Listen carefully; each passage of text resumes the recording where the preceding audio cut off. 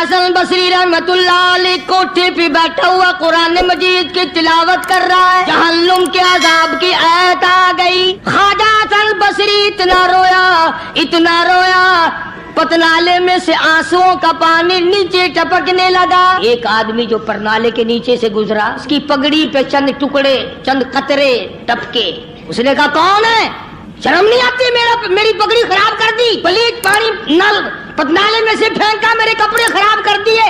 خواجہ حسن بصری سب کا جو رحمت اللہ علیہ روتے روتے کہتے ہیں ہاں ضرور پلیت ہو گئے ہوں گے، میں گناہگار خواجہ حسن بصری کے آنسوؤں کا پانی ہے، آنسوؤں کا پانی ہے۔ وہ بھی قدردان نکلا جس کی پگڑی پہ ٹپکے تھے، اس پگڑی کو گھر جا کے اپنے بچوں کو بلایا، ان کے حوالے کر دی، یہ پگڑی، یہ دستار، یہ صافہ، یہ امامہ سنبھال کے رکھنا، جب میرا آخری وقت آ جائے غسل کے بعد کفن میں رکھ دینا، میرا رب مجھ سے پوچھے گا دنیا سے کیا لایا، عرض کروں گا الہی مجھے تو تیرے ڈر سے کبھی روح نہ لایا، کبھی اتنا خوف نہ آیا، کبھی اتنا درد نہ آیا، ایک رونے والے کے آنسوؤں کی ٹپکی ہوئی پگڑی ساتھ لے کے آیا ہوں، اس کی لاج رکھ کے مجھے معاف کر دے۔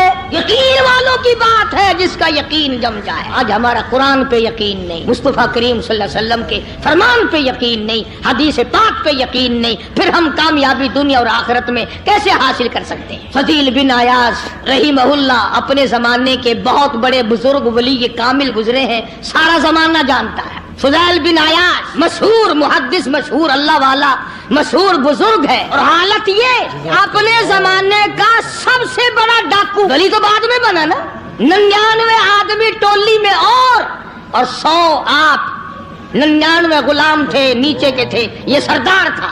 اللہ کی دین بھی دیکھو اور خدا پر یقین کا انجام بھی دیکھو۔ اب ڈاکوؤں کا بدماشوں کا اور کام کیا ہوتا ہے؟ انہوں نے کسی کی خوبصورت لڑکی تھی، اس کو پیغام دیا کہ ہم آج رات کو اٹھائیں گے، تیری لڑکی کو اٹھا کے لے جائیں گے۔ چنانچہ اس نے کیا انتظام کرنا تھا، کوئی غریب آدمی تھا جس کی وہ بچی تھی، اس نے اوپر کے چبارے میں بچی کو بٹھا دیا اور بیٹی سے کہا بیٹی میں نے یہ سنا ہے کہ قرآن قبر میں کام آئے گا، حشر میں کام آئے گا، تو قرآن ہی آج رات پڑھتی رہو، میں چاہتا ہوں دنیا ہی میں تیرے قرآن کام آ جائے، دنیا ہی میں قرآن تیرے کام آ جائے۔ بچی نے بیٹھ کے ساری رات قرآن پڑھا۔ فضیل بن عیاض جو ڈاکوؤں کا سردار تھا، کوئی کوٹھے کے نیچے تھے، کوئی اوپر تھے، کوئی دائیں تھے، کوئی بائیں تھے، جب اس لڑکی کو اٹھانے کے لیے چوبارے میں بڑا ڈاکو داخل ہوا، اندر سے آواز آتی ہے الم یعنی للذین آمنوا ان تخشع قلوبهم لذکر اللہ،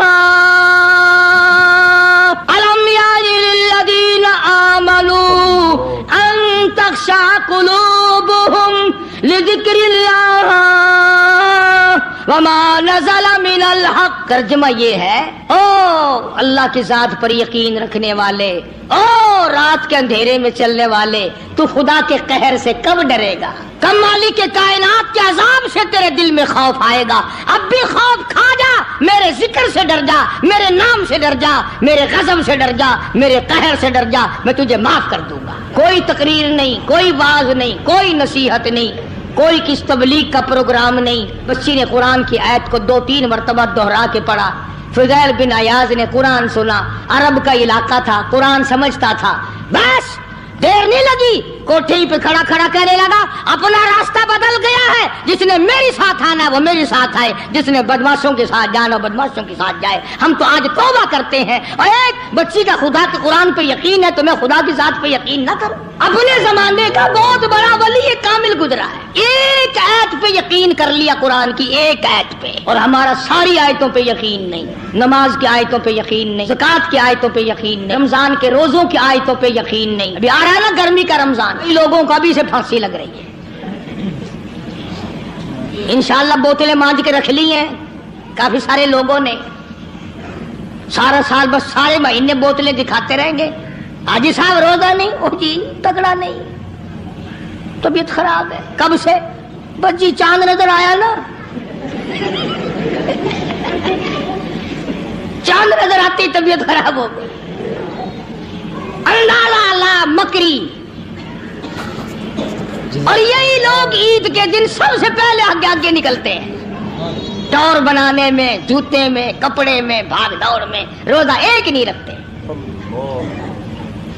हदीस पाक में आता है कि जो मेरे रमजान का इकराम नहीं करता, मेरे रमजान का एहतराम नहीं करता, मेरे रमजान मुबारक की इज्जत नहीं करता, कयामत के दिन मैं उनको नहीं पूछूंगा कि तुम जहन्नुम के किस खाते में पड़े हो।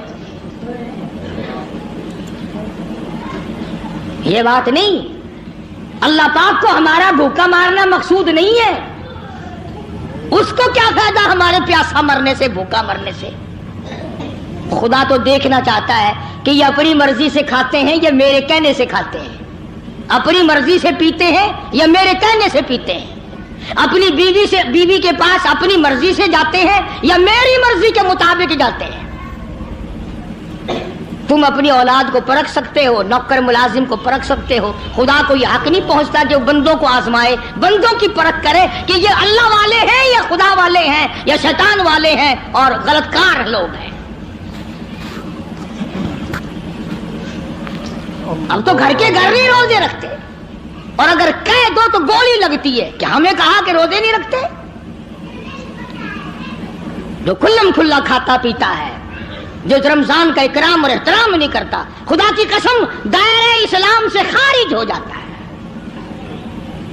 पता चलेगा जब मौत आएगी, हाँ, कि कब्र में क्या बनती है, हशर में क्या बनती है, कयामत में अल्लाह की अदालत में क्या बनती है। ठीक है, ना कमाओ, एक महीने में ना काम करो। अगर 11 महीने की कमाई में पूरा नहीं पड़ा तो रमजान की कमाई में कौन सा तू ताजो तख्त का मालिक बनेगा।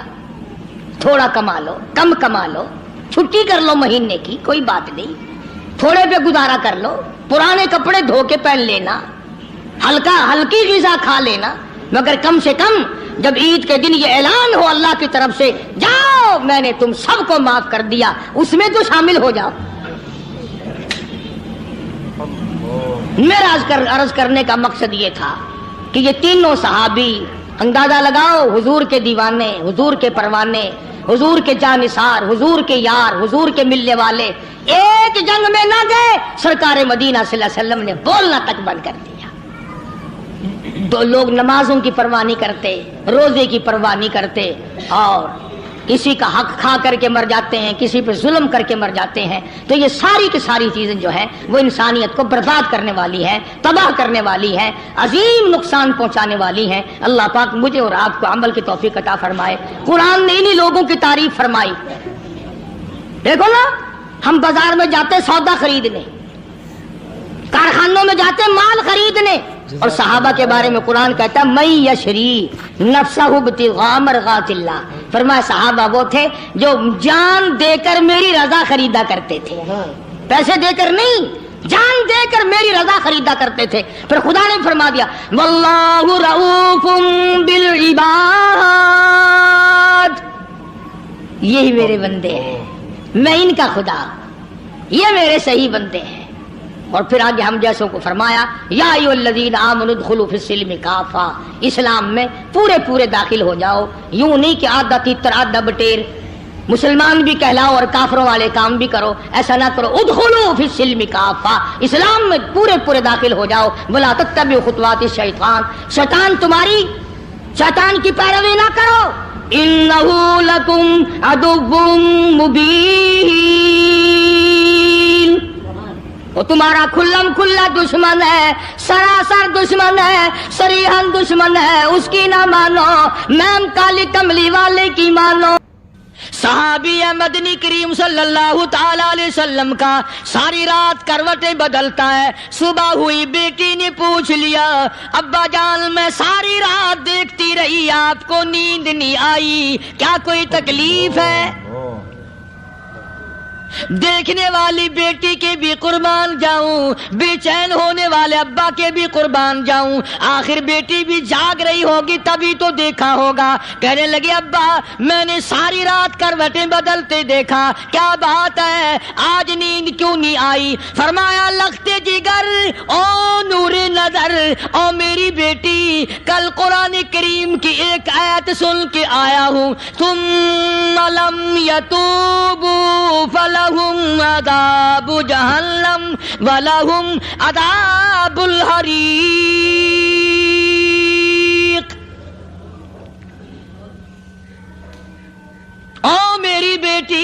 جس نے قرآن کریم کے ذریعے جہنم کی خبر سن لی ہو، جہنم کے انگاروں کی خبر سنی ہو، جس نے جہنم کی تباہ کاریاں سن لی ہو، او میری بیٹی نیند کیسے آئے؟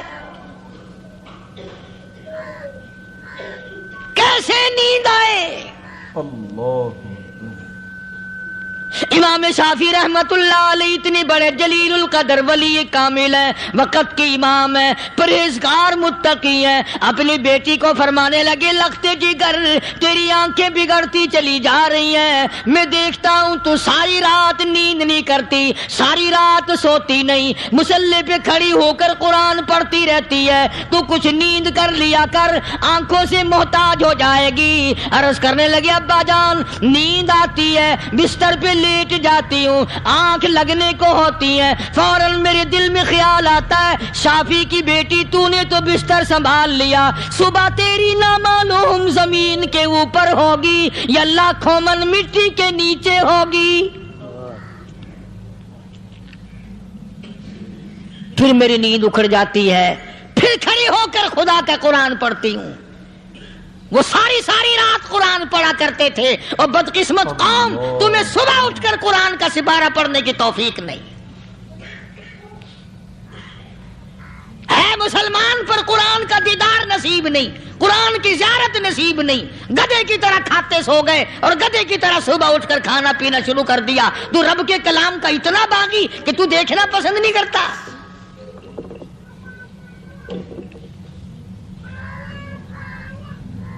اور دنیا کی چیز اگر گھر میں نہ ہو، ٹھنڈے ٹھنڈے سانس مارتے ہیں عورتیں بھی، ہاں جی اپنی زمین کوئی نہیں نا، اپنی ہاں جی مکان اچھا اپنے پاس کوئی نہیں، فلاں چیز اپنے پاس کوئی نہیں۔ کبھی کسی نے ٹھنڈا سانس مارا کہ ہم 10 آدمی ہیں گھر کے، ایک آدمی بھی قرآن پڑھنے والا نہیں، ہم سارے کے سارے پتہ نہیں کیسے اکٹھے ہو رہے ہیں۔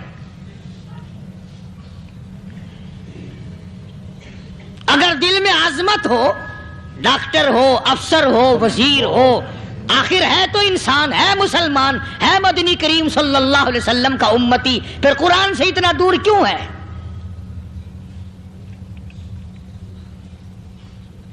تو اللہ پاک جل شانہ نے فرمایا میرے بندے ہر حال میں ڈر، ہاں تیری ساری چلاکیوں کو میں جانتا ہوں، تیری ساری ہوشیاریوں کو میں اچھی طرح جانتا ہوں۔ فرمایا وہ دن دور نہیں، آیا وقت قیامت کا، آیا، کوئی کسی کے کام نہیں آئے گا۔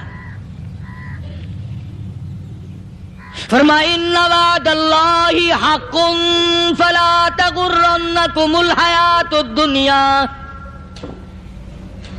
دنیا نے پھنسا لیا، چہل پہل میں پھنس گئے، اس کے رنگ روغن میں لگ گئے، اس کی زیب و زینت میں لگ گئے، رات اسی کی سوچ ہے، دن میں اسی کا فکر ہے، اور مرنے کا کسی کو بھی فکر نہیں۔ قرآن کریم کے آخری سورت کا آخری لقمان کے آخری آیتوں میں عجیب مضمون رکھا ہے۔ فرمایا ان اللہ عندہ علم الساعۃ وینزل الغیث۔ قیامت کا ٹھیک وقت اللہ کے سوا کوئی نہیں جانتا، کسے معلوم ہے ابھی اگلے منٹ میں کیا ہو جائے گا، سیکنڈ میں کیا ہو جائے گا۔ اچھا ایک بات میرے ذہن میں آئی، یہ بڑے بڑے لوگ آپ کو ملیں گے دیہاتوں میں بھی، بازاروں میں بھی، شہروں میں بھی، فلانا بزرگ غیب کی باتیں بتایا کرتا تھا، فلانا ولی یوں بتایا کرتا تھا۔ کبھی یہ بھی تو پوچھنا کہ اس ولی نے کبھی یہ بھی بتایا کہ میں مروں گا کب، کس دن مروں گا؟ جب اپنی موت کا پتہ نہیں تو اور کسی چیز کا کیا پتہ ہے؟ صرف اٹکل پچو تیر لگانے والی بات ہے۔ ابھی چند مہینے ہوئے یہاں میرے پاس چند نوجوان آئے ملتان شہر سے، اور کہنے لگے کہ 25,000 کی چوری ہو گئی ہے، بتا کدھر کون لے گیا، کدھر لے گیا۔ میرے پاس آئے یہاں، میں نے کہا بتا دوں گا پر آدھ دے لوں گا۔ کہنے لگا نہیں دیکھا نا جی اتنا تو نہ کرو۔ اور میں نے کہا وہ سارے ہی چلے گئے یار، یقین کرو میں یہاں چارپائی میں بیٹھا ہوں دروازے کے باہر، عصر کے بعد پوری پارٹی آئی اسی شہر کی کہ 25,000 روپیہ گم ہو گیا ہے، بتا کدھر گیا ہے۔ سب لوگ کہتے ہیں قاری حنیف بتاتا ہے، سنو قاری حنیف بتاتا ہے، ٹیلا کرا دوں گا میں۔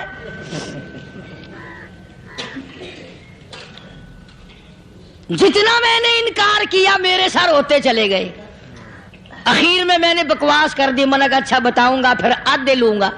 کہنے لگے نہیں. تماشا دیکھا یعنی اندازہ لگاؤ کہ ہم شہر سے سن کر آئے ہیں کہ قاری حنیف چوریاں بتاتا ہے. اللہ غنی کس کو معلوم ہے کہ ابھی کیا ہو جائے گا. اللہ پاک نے کسی کو نہیں بتایا. فرمایا ان اللہ عنده علم الساعة وینزل الغیث.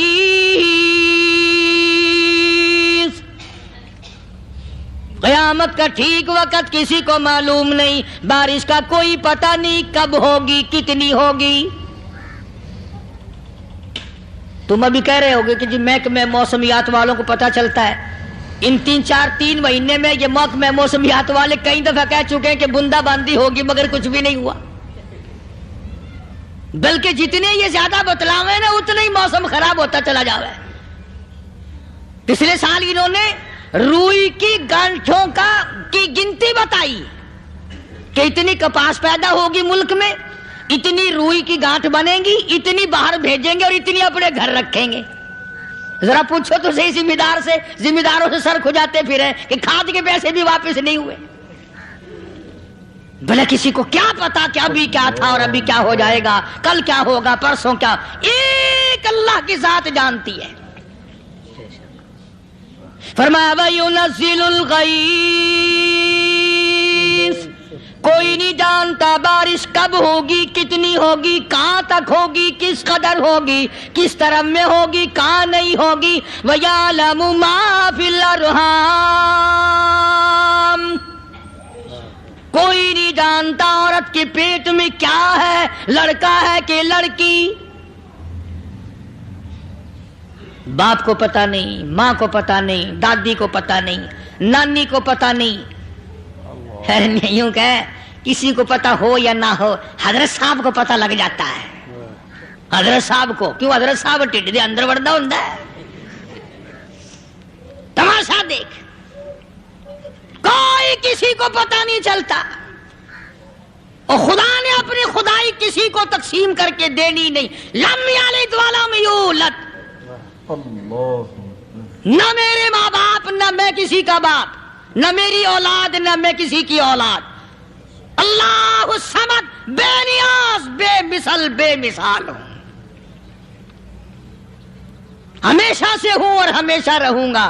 سام میرے محتاج ہو, میرے دروازے کے گداگر ہو, میرے دروازے کے فقیر ہو, میرے دروازے کے دستے نگر ہو. آؤ مانگو کھاؤ, موت آئے مر جاؤ. اگر اکڑو گے فرمایا پھر میں نے بڑی بڑی سزائیں دی ہیں لوگوں کو. ہاں میں تو توبہ بھی منہ سے نہیں نکلنے دیتا. کلمہ ہائے نہیں کرنے دیتا میں. جب میں موت کا پیغام دوں یکدم دل کی حرکت بند ہو جاتی ہے. آئے بھی نہیں, اوئی بھی نہیں, اف بھی نہیں, کچھ بھی نہیں. فرمایا وَيَعْلَمُ مَا فِي الْأَرْحَامِ.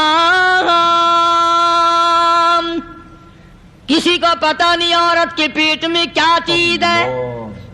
دیکھو نا, جس نے 9 مہینے بچہ پیٹ میں رکھا, جب بچہ پیدا ہوتا ہے نا خود ماں بھی کان لگاتی ہے, بتائیں گی لڑکا ہے کہ لڑکی ہے. بےتابی سے انتظار کرتی ہے, بڑی بے قراری سے انتظار کرتی ہے عورت کہ یہ دائی بول لے, کوئی اور پاس والی بول لے, کوئی اور چھوٹی بڑی گھر کی عورت بول کے بتائے کہ لڑکا ہے کہ لڑکی ہے. اور جس نے 9 مہینے پیٹ میں رکھا, جب اس کو پتہ نہیں تو پرلی طرف بیٹھے ہوئے حضرت صاحب کو پتہ کیسے چل گیا. وَيَعْلَمُ مَا فِي الْأَرْحَامِ.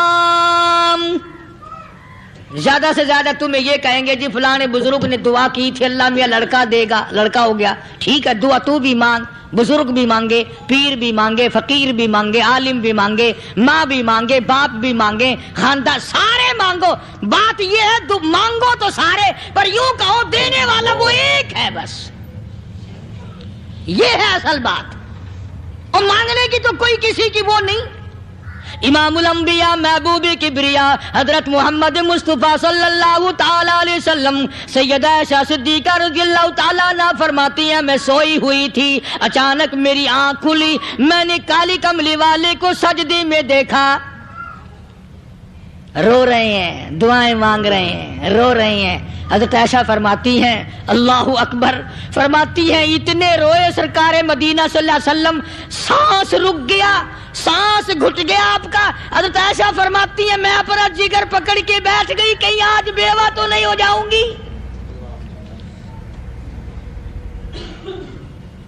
نبی نے اتنا مانگا، اتنا مانگا، اتنا مانگا، اس کائنات میں مانگنے والا کوئی آیا ہی نہیں. ہر آن مانگا، ہر لمحہ مانگا، ہر گھڑی مانگا، اور اتنا مانگا. میری بات لکھ کے لے جاؤ انشاءاللہ، کچی پکی بات نہیں. سیدہ عائشہ صدیقہ رضی اللہ تعالیٰ عنہ گواہ ہے، سیدہ فاطمہ الزہرا رضی اللہ تعالیٰ عنہ گواہ ہے، نبی کی گھر والی گواہ، نبی کی لخت جگر نوری نظر فاطمہ الزہرا گواہ. فرماتی ہیں حضور کریم صلی اللہ علیہ وسلم کا جب آخری وقت آیا، آواز بالکل ختم ہو گئی، آواز بالکل پست ہو گئی، پھر بھی لب حرکت کرتے تھے، لب حرکت کرتے تھے، دونوں کی دونوں. فرماتی ہیں ہم نے کان لگایا، آواز تھی ربی حبلی امتی، ربی حبلی امتی، اور میرے مولا میری امت کو معاف کر دے. اور خدا کی قسم کالی کملی والے نے آخری سانس تک مانگا ہی مانگا.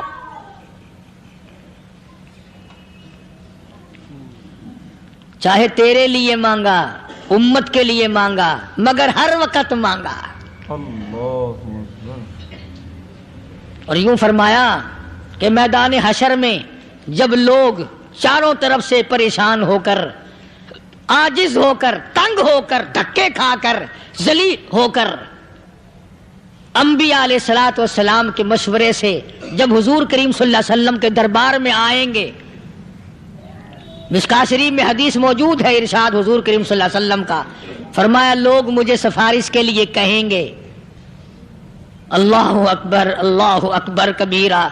تو یوں فرمایا یہ نہیں فرمایا کہ میں اللہ میاں کو ٹیلی فون کروں گا کہ دیکھنا ذرا خیال کرو امت آ رہی ہے میری، یا امت کو یہ کہے کہ رکا لے جاؤ، بلکہ یوں فرمایا جیسے امت آ کر کے مجھے پریشان کرے گی میں سجدہ کروں گا، میں سجدہ کروں گا. اس وقت بھی سر میرا در تیرا، جھولی میری عطا تیری. اور حدیث پاک کا اگر مضمون پڑھ کر دیکھو سارے مضامین حل ہو جائیں. یوں فرماتے ہیں خود حضور کریم کہ میں اتنا لمبا سجدہ کروں گا اس وقت قیامت میں، اتنا لمبا سجدہ کروں گا کہ 7 دن 7 راتیں کا وقت ایک ہفتے کے برابر وقت لگ جائے گا، میں سر سجدے سے نہیں اٹھاؤں گا.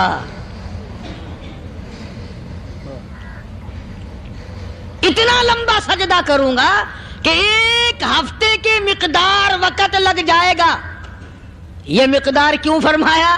قیامت کا دن ہے نا، دن ڈھلنا نہیں، چھپنا نہیں، رات آنی ہی نہیں، رات تو ہے ہی نہیں نا، اس لیے فرمایا ایک ہفتے کی مقدار دن لگ جائے گا، وقت ختم ہو جائے گا پورا ہفتے کے برابر. اس کے بعد اللہ پاک مجھے فرمائیں گے ارفع راسک یا محمد صلی اللہ علیہ وسلم، میرے محبوب سر اٹھاؤ، سل مانگو توتا دوں گا، مانگو دیا جائے گا. سوف یعطیک ربک فترضی، تیرا رب تجھے راضی کر دے گا. صحابہ کرام رضوان اللہ تعالی علیہ مجمعین نے عرض کر دیا یا رسول اللہ صلی اللہ علیہ وسلم آپ کس وقت راضی ہوں گے؟ کتنے لوگ جنت میں چلے جائیں گے، دوزخ میں چلے جائیں گے، آپ کس وقت راضی ہوں گے؟ خدا کی قسم اس محسن کائنات کا کیا کہنا کالی کملی والے نے جو ہم پر مہربانی فرمائی.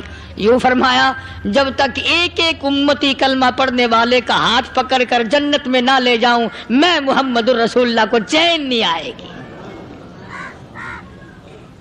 ایک ایک کو لے جاؤں گا اور چین نہیں آئے گا مجھے اس وقت بھی.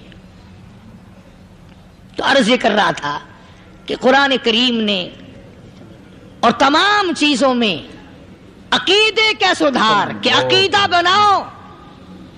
یہ جو عقیدہ ہے نا اس کی حیثیت ایسی ہے جیسے پہلی اینٹ عمارت کی.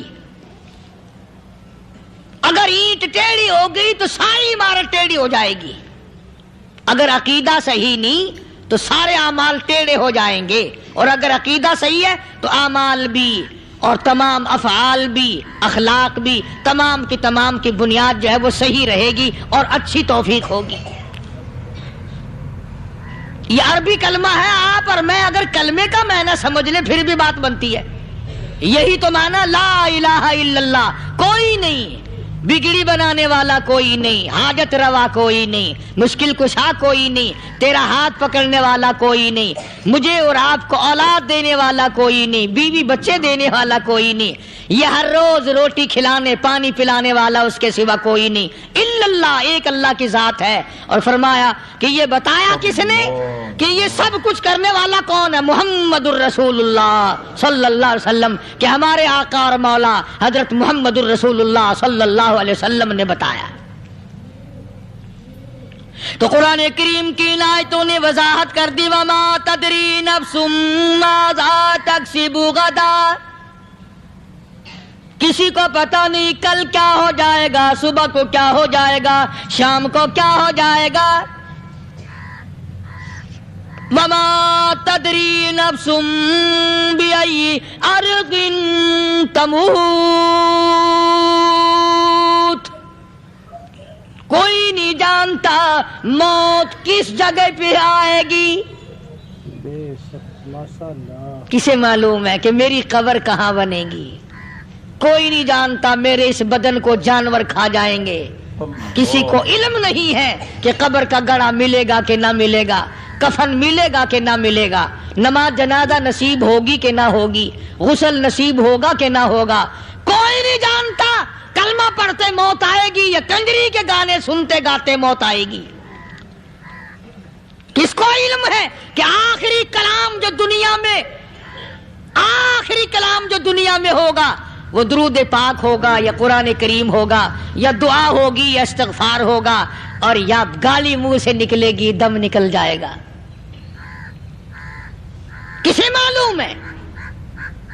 اس لیے فرمایا وما تدری نفس بأي أرض تموت. کوئی نہیں جانتا موت صبح آئے گی یا شام آئے گی. بیوی بچوں کے سامنے آئے گی یا اسپتال میں کوئی پاس ہوگا بھی یا کہ نہیں جس وقت موت آئے گی کسے معلوم. سجدے میں آئے گی یا کنجری کی گود میں آئے گی کیا پتا. فلم میں آئے گی یا مسجد میں آئے گی.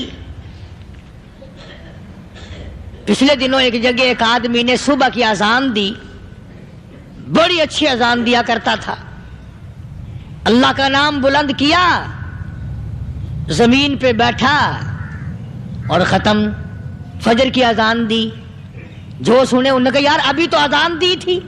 بس اللہ کی طرف لوگوں کو بلایا اور خود دنیا سے رخصت ہو گیا. ہاں کسی کی موت یوں بھی آیا کرتی ہے، کسی کی سجدے میں آ جاتی ہے، کسی کی مراقبے میں آ جاتی ہے. اللہ اکبر. کسی کی نماز میں آئے، اللہ کی طرف دھیان لگے ایسا لگے کہ لگی جائے وہ چلا ہی جائے.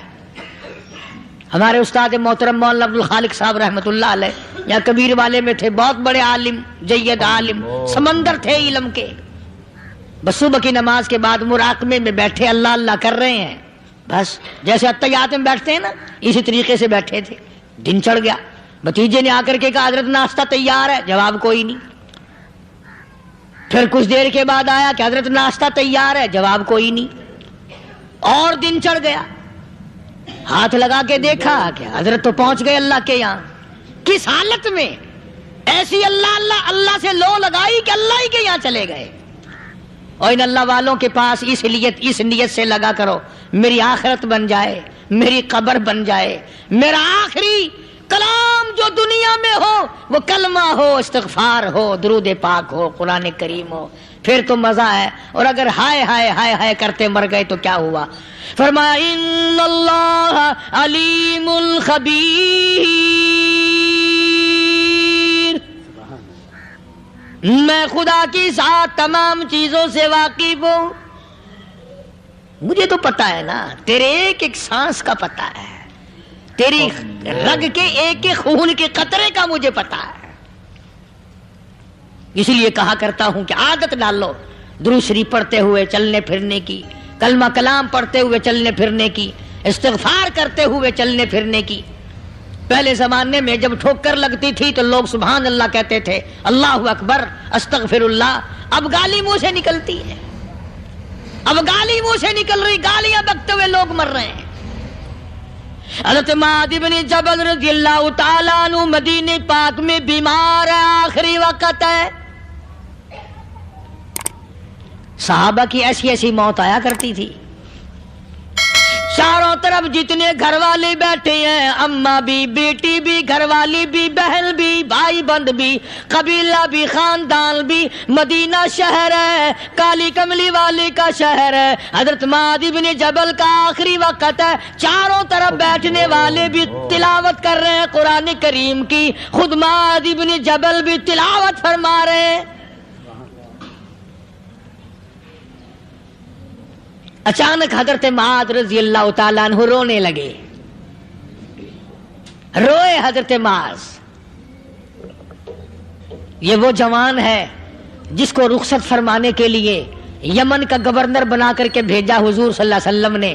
حضور صلی اللہ علیہ وسلم اس کو روانہ فرمانے کے لیے کئی میل پیدل تشریف لے گئے. ہاں حضور کے صحابہ. تو معاذ بن جبل جب رونے لگے تو گھر والوں نے پوچھا کیوں؟ کوئی بیٹھا ہوگا نا. کہنے لگا ڈر گئے، موت سے ڈر رہے ہو، موت سے ڈر کے رو رہے ہو. حضرت معاذ کہنے لگے نہیں، موت سے کیا ڈرنا، میں کیوں ڈروں موت سے، اس نے تو آنا ہی آنا ہے، میں نہیں ڈرتا. انہوں نے کہا پھر رویا کیوں رو رہے ہو؟ اللہ اکبر. صحابی کہتا ہے میرے دل کی تمنا میرے دل میں رہی، میری آرزو پوری نہ ہو سکی، میری حسرت میرے دل میں رہی، میرا شوق پورا نہ ہو سکا، میری آرزو پوری نہ ہو سکی، میری تمنا پوری نہ ہو سکی. بستر پہ موت آ رہی ہے اس لیے رو رہا ہوں. اے کاش رمضان کا مہینہ ہوتا، میں روزے دار ہوتا، گرمی کا موسم ہوتا، مجھے سخت پیاس لگی ہوتی، کفار سے مقابلہ ہوتا، میدان جہاد اور جنگ ہوتا، میں کئی کافروں کو قتل کر دیتا، پھر وہ مجھے قتل کر دیتے، میری زبان کاٹ لیتے، میری اللہ کے یہاں پیشی ہوتی، میرا رب مجھ سے پوچھتا معاذ دنیا سے کیا لایا. میں عرض کرتا الہی بولوں کیسے، تیری راہ میں زبان کٹا کے آیا ہوں اور روزہ رکھ کر آیا ہوں، تیرے محبوب کے حوض کوثر کے پانی سے روزہ افطار کروں گا. کہتا اس لیے رو پڑا ہوں کہ بستر پہ موت آ رہی ہے. ڈر کس چیز کا؟ یہ نہیں ڈرا کرتے تھے. حضرت ابو ایوب انصاری سب کہہ دو رضی اللہ تعالی عنہ. اللہ اکبر، کتنا بڑا مقدرہ والا جوان ہے. مدینے پاک میں حضور کریم صلی اللہ علیہ وسلم نے اسی کے یہاں ڈیرا لگایا. آخری وقت ہے، بیمار ہیں ابو ایوب انصاری. مدینے سے صحابہ جنگ کے لیے چلے. آؤ صحابہ کی تمنائیں دیکھو. ہم جتنے بیٹھے ہماری تمنا تو یہی ہے نا، کاروبار بڑھ جائے، مکان دکان کا ساز و سامان بڑھ جائے، یہ مل جائے وہ مل جائے، یہ ہو جائے وہ ہو جائے. ابو ایوب انصاری بیٹھے ہوئے دیکھ رہے ہیں صحابہ سواریوں پہ پیدل تلوار نیزے تیر لے کے چلے. ابو ایوب انصاری کہنے لگے کہاں چلے ہو؟ کہ جہاد فی سبیل اللہ کے لیے. کہنے لگا مجھے بھی لے چلو. سمجھ رہے آپ سارے؟ فرمایا مجھے ساتھ لے چلو. کہا کمال ہے، بیمار آدمی اور جنگ میں بیمار کا کیا کام ہے، کیا کرو گے؟ نے کہا مہربانی کرو، احسان کرو مجھ پر، مجھے ساتھ لے کے چلو. خدا کے بندے بیمار ہے، کرے گا کیا میدان جہاد میں؟ کہنے لگا تم تو بیمار کی بات کر رہے ہو، مجھے ساتھ لے چلو اونٹ پہ ڈال کر. توجہ کرنا ذرا، آخری بات میرے یاد آئی ہے، بتانے لگا ہوں. ابو ایوب انصاری حضور کا میزبان مدینے والا کہتا ہے میں بیمار ہوں، مجھے اونٹ پہ ڈال کے لے چلو، اور اگر میری راستے میں موت آ جائے پھر بھی میری لاش کو ساتھ لے جانا. جہاں کفر اور اسلام کا جنگ ہوگا، مقابلہ ہوگا، اس میدان میں میری لاش کو پھینک دینا. شاید کسی مجاہد کی سواری کا پیر میرے اوپر آ جائے، میں بھی قیامت میں اللہ کے حضور میں کہوں گا یا اللہ تیرے میدان جہاد سے اٹھ کے آیا ہوں میں بھی. اندازہ لگا ابو ایوب انصاری کی تمناؤں کو دیکھ، حضرتوں کو دیکھ. فرمایا مجھے ساتھ لے چلو، اگر میری موت آ جائے تو لاش کو بھی پھینکنا نہیں، دفن راستے میں نہ کرنا، ساتھ لے چلو، وہاں میدان میں ڈال دینا، اور اسلام کے لیے جو لڑنے والے ہوں، کفر کو مٹانے والے ہوں، ان کے پیر میرے اوپر آ جائے میں کامیاب ہو جاؤں گا. ایک تم ہو جو مسجد میں جھاڑو دینے سے بھی آر کرتے ہو، صف بچھانے میں بھی تمہیں شرم آتی ہے، صف اکٹھا کرنے میں بھی تمہیں شرم آتی ہے، ادھر ادھر کوئی چیز کرنے میں تمہیں کیا معلوم ہے جس وقت قیامت کے دن ان شاہی درباروں کے خادموں کو انعام ملے گا نا، پھر ٹکرے مارو گے، او ہو لو بھائی کمال ہو گیا، ہم تو یوں ہی رہ گئے. تو آج توفیق نہیں رہی. اللہ سے مانگ، سوتے بھی مانگ، جاگتے بھی مانگ، ہر وقت مانگ، وہی تیری میری جھولی بھرے گا. اسی کی عطا اور بندہ نوازی سے ہم سب کا کام چلے گا. فرمایا ان اللہ علیم خبیر، میں تمہاری ضروریات کو بھی جانتا ہوں، ہر چیز کا مجھے پتا ہے. اللہ مجھے اور آپ کو عمل کی توفیق عطا فرمائے. اللہ پاک اپنے فضل و کرم سے ہم سب کو اپنے بندے بنا لے، عقائد اور اعمال کی درستی فرما دے، مرتے وقت ایمان کی دولت عطا. دوستو آپ حضرات سن رہے تھے حضرت مولانا قاری حنیف رحمۃ اللہ علیہ کا بیان. کتنے خوبصورت انداز میں حضرت بیان فرما رہے تھے، کس طریقے سے اللہ کے نبی صلی اللہ علیہ وسلم نے زندگی گزاری، آپ کے صحابہ نے کس طریقے سے دین پر محنتیں کی،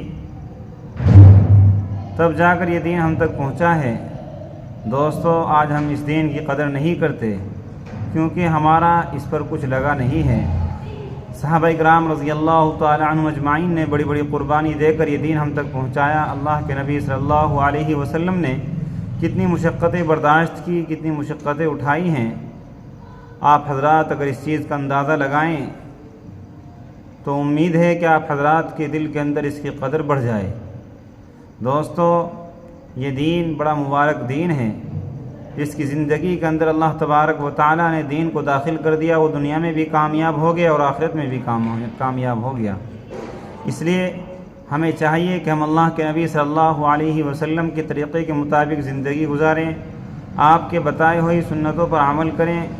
صحابہ کرام رضی اللہ تعالی عنہ اجمعین کے واقعات کو سامنے رکھتے ہوئے اپنے آپ کو اللہ کے حوالے کر دیں، اور جس طریقے سے صحابہ کرام نے زندگی گزاری ہے اس طریقے سے زندگی گزاریں. دوستو ایک صحابی نے ایسی ایسی قربانی دی ہے جس کو سن کر دل تڑپ جاتا ہے. اس لیے ہمیں چاہیے کہ ہم اللہ کے نبی صلی اللہ علیہ وسلم کے بتائے ہوئے طریقے کے مطابق زندگی گزاریں. امید ہے کہ آپ حضرات کو یہ بیان پسند آیا ہوگا. قاری حنیف صاحب رحمۃ اللہ علیہ کا بیان سننے کے لیے ہمارے چینل کو سبسکرائب کریں، ویڈیو کو لائک اور شیئر کریں. چلتے ہیں پھر اگلے بیان میں ملاقات ہوگی. السلام علیکم ورحمۃ اللہ وبرکاتہ.